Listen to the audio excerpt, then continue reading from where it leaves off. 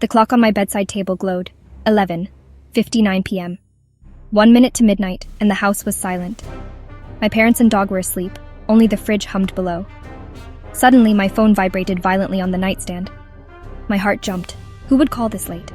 I squinted at the screen. Just 3 digits, 199. No name, no area code. A chill ran down my spine. Was this a prank? Leo loved fake caller IDs, but this felt different. The phone kept buzzing, demanding an answer. I hesitated, thumb over the answer button, but let it ring out. Silence returned, heavier than before. Maybe it was a glitch, I thought, turning the phone face down. I tried to relax, but the phone buzzed again. Same blue light, same 3 numbers, 199. This time I knew I had to answer. My curiosity and fear mixed, making my hand tremble. The shadows in my room seemed to stretch and twist. I took a deep breath and swiped to answer. I held the phone to my ear, not saying a word. For a few seconds, only static, like waves on a distant shore. Then, a faint rhythmic beeping. Beep, beep, beep.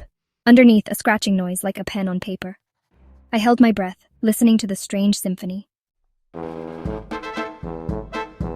The call ended as abruptly as it began, leaving me in silence. I stared at my phone, mind racing. What did those sounds mean? Was it a code? A message? Fear faded, replaced by determination. I wasn't just a scared kid. I was a detective now. I slipped out of bed and turned on my computer.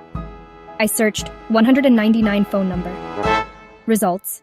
Emergency numbers, prank calls, nothing useful. I thought about the clues. 199, beeping, scratching. Maybe it wasn't a phone number at all. Could it be a locker? An address? A page number? Frustration built.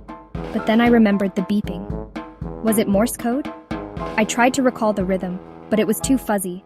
I needed a new approach.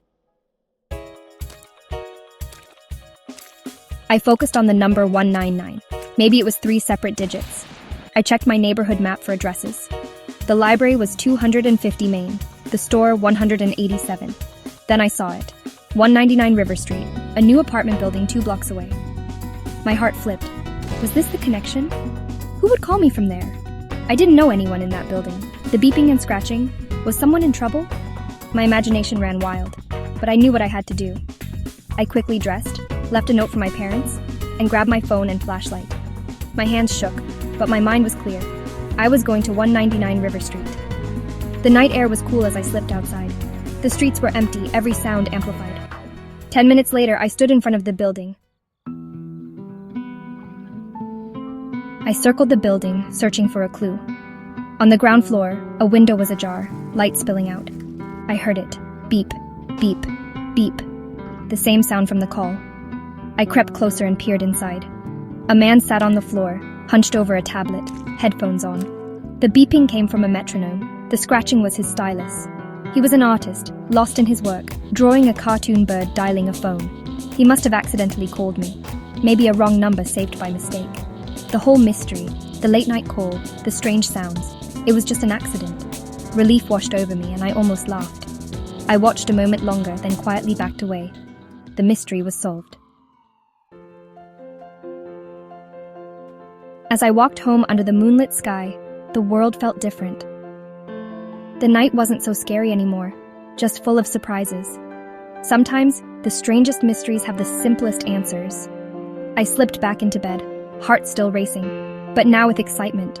Tomorrow I'd have a story to tell, about a call from nowhere, a midnight adventure, and the night I became a detective. The clock read 1:13 a.m. I smiled, finally drifting off to sleep. Somewhere a metronome kept ticking, and in a nearby apartment a cartoon bird kept dialing. The world, I realized, is full of stories waiting to be found.